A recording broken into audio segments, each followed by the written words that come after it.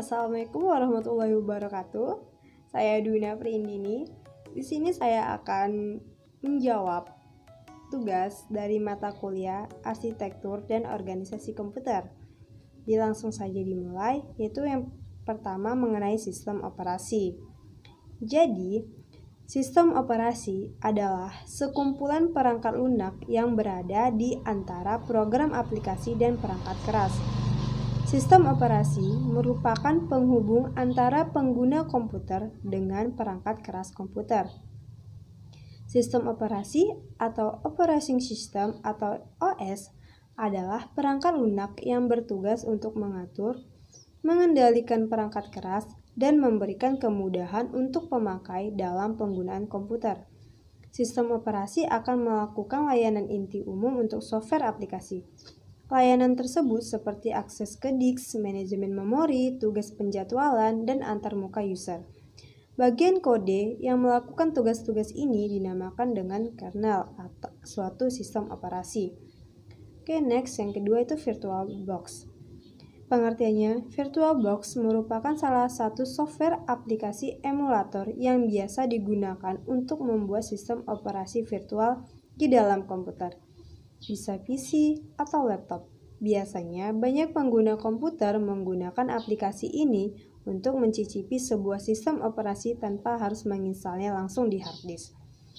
Hal ini berguna untuk menghindari kerusakan maupun kehilangan data di dalam hard disk.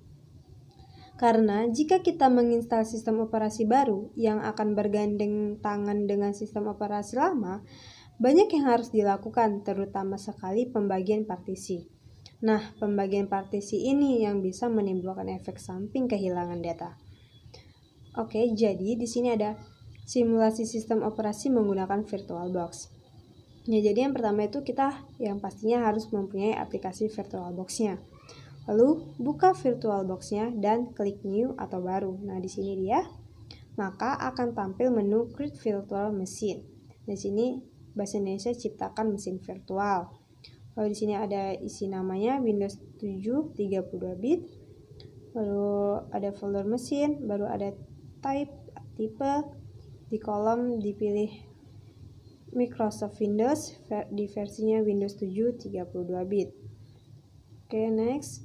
Yang selanjutnya lalu setting memori yang ingin digunakan. Nah, di sini saya settingnya 912 MB. Lalu jika sudah selesai masuk ke pengaturan untuk men-setting penyimpanan untuk ISO yang akan digunakan. Nah, di sini pemilihannya. Lalu next, lalu jalankan mesin virtualnya dengan mengklik tombol start pada tab bar sehingga sampai akan muncul tampilan seperti di bawah ini. Untuk bahasa biarkan saja, tetapi waktu sesuaikan dengan tempat yang Anda berasal. Nah, di sini Indonesia ya. Next.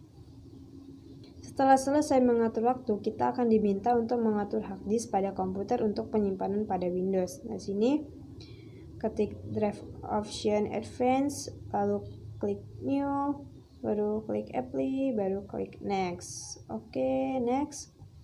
Dan setelah itu, tunggu proses penginstalan ini berjalan sampai selesai dan sampai muncul perintah baru lagi untuk memasukkan nama Windows dan passwordnya.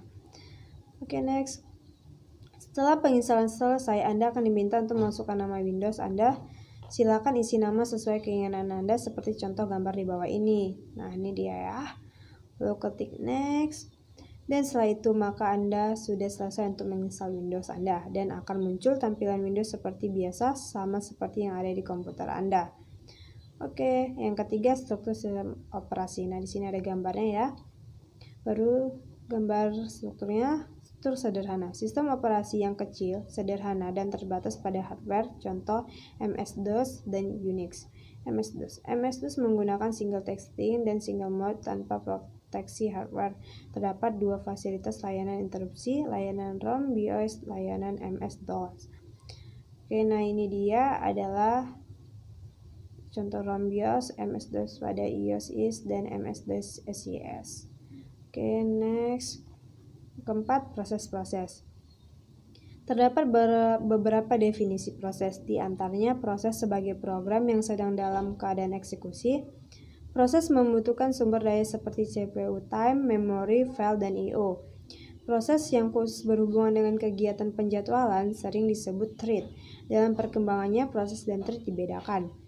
Relasi thread terhadap proses yaitu 1:1, M/1, 1:M, dan M/M.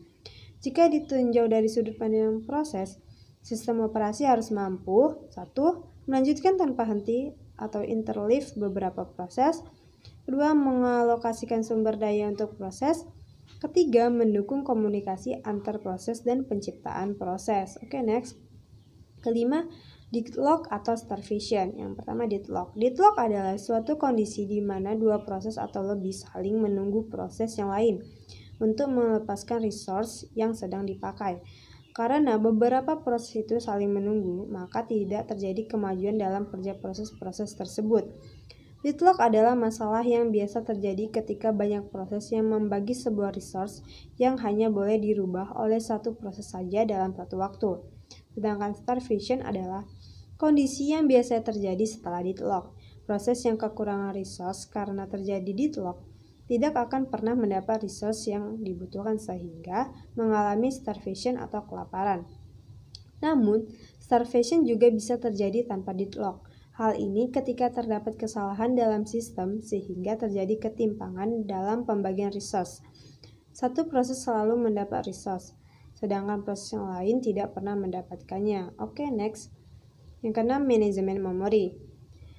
Pada unit programming, main memory dibagi menjadi dua, yaitu untuk sistem operasi, residence monitor, kernel, dan program yang dieksekusi. Sedangkan dalam multiprogramming, main memories yang digunakan user dibagi-bagi untuk beberapa proses. Tugas pembagian ini yang disebut manajemen memori. Fungsi manajemen memori. Yang pertama, mengelola informasi memori yang dipakai dan tidak dipakai. Kedua, mengalokasikan memori dari proses yang telah selesai. Ketiga, mendealokasikan memori dari proses yang telah selesai. Keempat, mengolah swapping antar main memory dan virtual memory. Oke, selesai sampai di situ. Semoga bermanfaat. Assalamualaikum warahmatullahi wabarakatuh.